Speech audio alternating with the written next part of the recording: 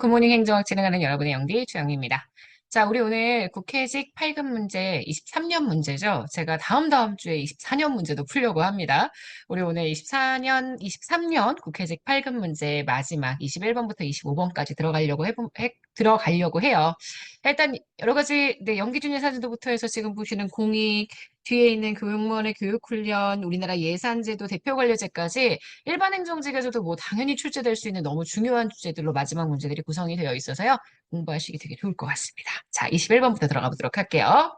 예산제도에 대한 설명으로 옳지 않은 것. 연기준 예산제도죠. 연기준 예산제도는 사업의 우선순위를 설정할 때 하급자들이 모두 다 자기네들이 직접 판단하는 객관적 기준에 따라서 객관적 기준을 자기네들이 설정을 해서요. 수치적 기준을 설정해서 정책 결정 패키지를 만들고 그거에 의해서 예산을 결정하는 제도입니다. 그러다 보니 자기네들은 객관적 기준으로 만들었지만 이 객관적 기준이 결국 하급자 스스로의 객관적 기준이다 보니 주관적 판단이 개입될 수 있다라는 한계가 있다.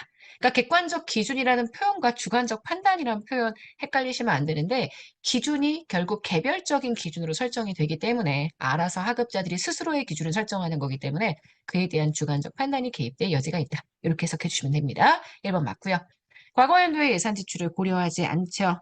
동일한 사업에 대해서 우리가 감액 예산도 편성을 하고요. 원안으로 그대로 그다음 증액하는 예산도 편성을 하기 때문에 예산 배분 수준별로 예산이 편성된다라고 이야기할 수 있습니다. 계속 사업의 예산이 점증적으로 보통은 증가하죠. 이런 과정들을 자정에서 발생하는 비율을 개선하게 되게 됩니다. 그래서 연기준 예산제도는 계획예산제도와 함께 총체주의, 합리주의 예산기법에 해당한다. 이렇게 얘기할 수 있고요.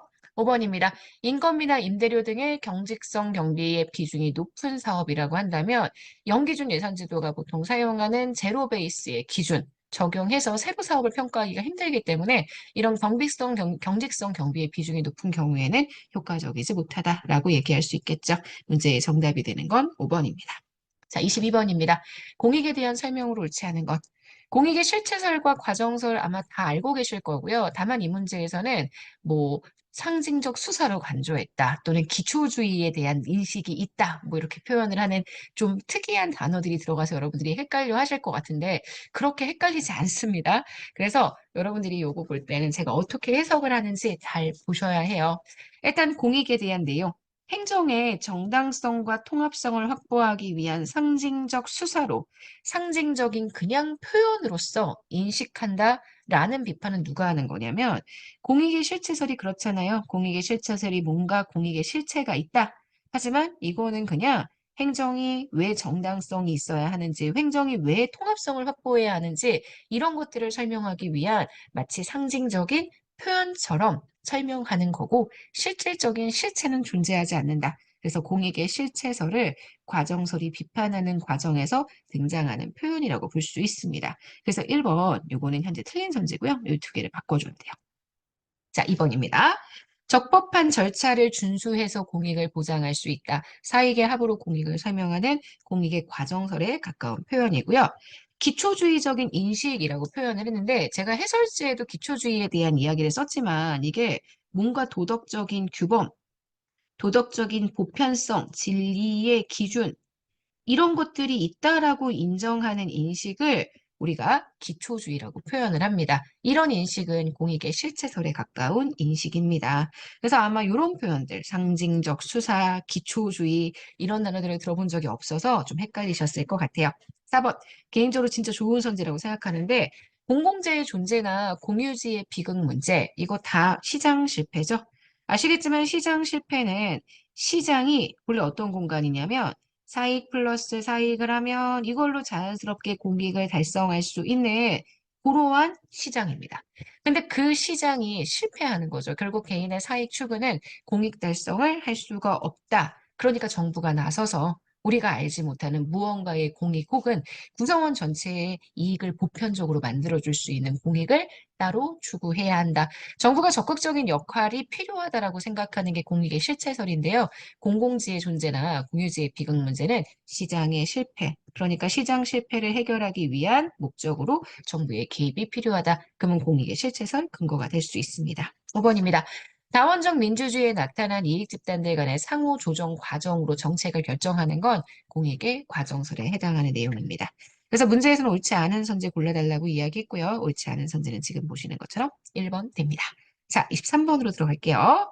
자, 공무원의 교육훈련 제도의 발전 방향. 야, 이런 거야말로 정말 발전 방향을 우리가 장기적인 비전을 통해서 생각을 해줘야죠. 공익 역량을 개발을 촉진할 수 있는 자발적인 학습 조직으로 전환해야만 합니다. 교수 중심 체제로의 전환과 함께 딱 봐도 티칭을 중심으로 한다? 아니죠. 이거는 뭔가 교육을 제공하는 사람 입장에서 이야기하는데 이거 말고 사실 학습 조직도 그렇잖아요. 누가 가르쳐 주는 게 아니라 내가 스스로 배우는 겁니다. 우리 러너라고 표현하죠. 러닝.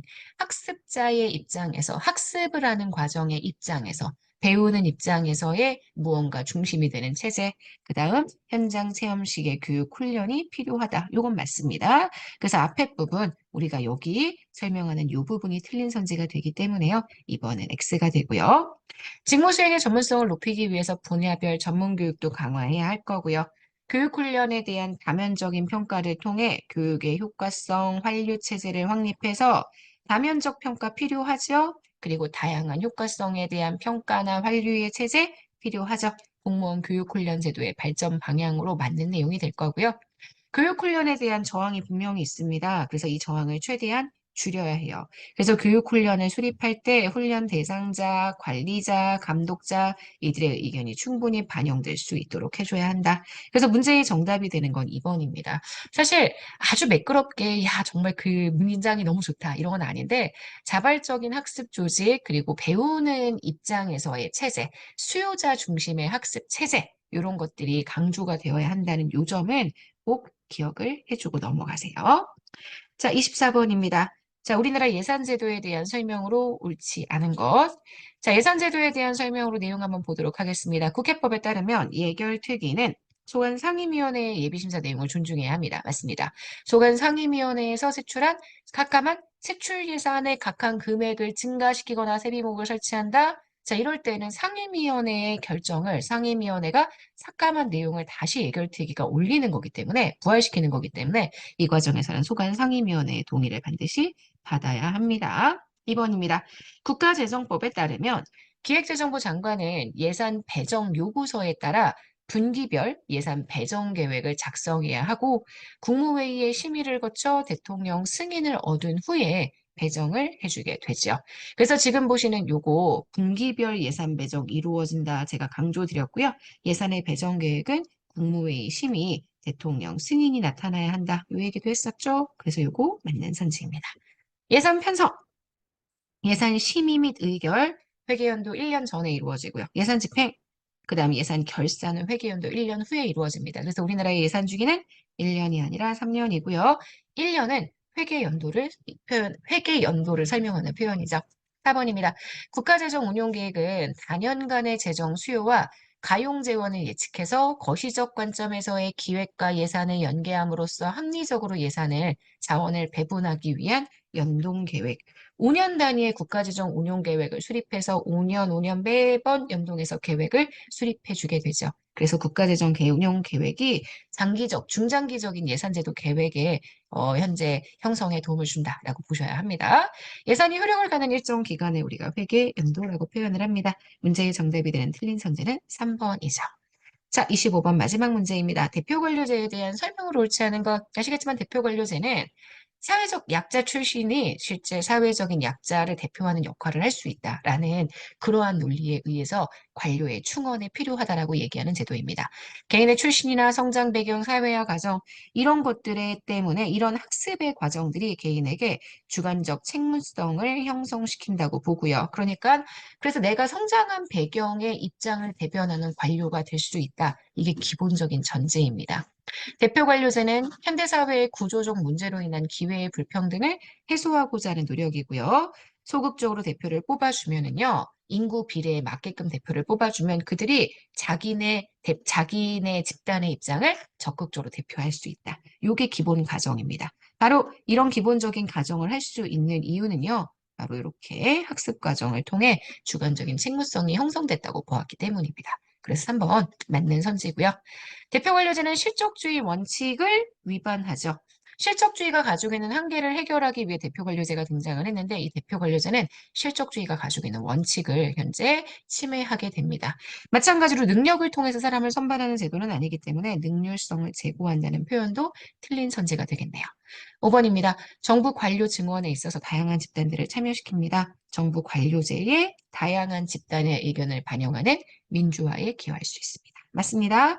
그래서 문제의 정답은 4번 되는 거 볼 수 있죠. 자, 여기까지 해서 우리 오늘 굿모닝 행정학 국회제 8급 마지막 문제까지 풀어봤습니다. 자, 내일은 국가재정법 내용 드디어 들어가려고 합니다. 제가 국가재정법을 3번에 할까 4번에 할까 고민을 했는데 4번 정도로 나누어서 법령을 하나하나 꼼꼼하게 읽어보는 게 좋을 것 같습니다. 라는 판단을 했어요. 그래서 내일, 모레, 그리고 다음 주까지 해서 국가재정법 좀 상세하게 읽어볼 테니까 준비 잘 해서 여러분들 같이 좀 읽어주세요. 강의 자료 먼저 올려갈 테니까 한번 강의 자료 먼저 읽어보시고 저하고 같이 따라가시면 좋을 것 같습니다. 여러분 오늘 하루도 정말 여러분 거고요. 즐거운 하루, 열심히 파이팅하는 하루 보내세요. 내일 아침에 만나도록 하겠습니다. 여러분 안녕.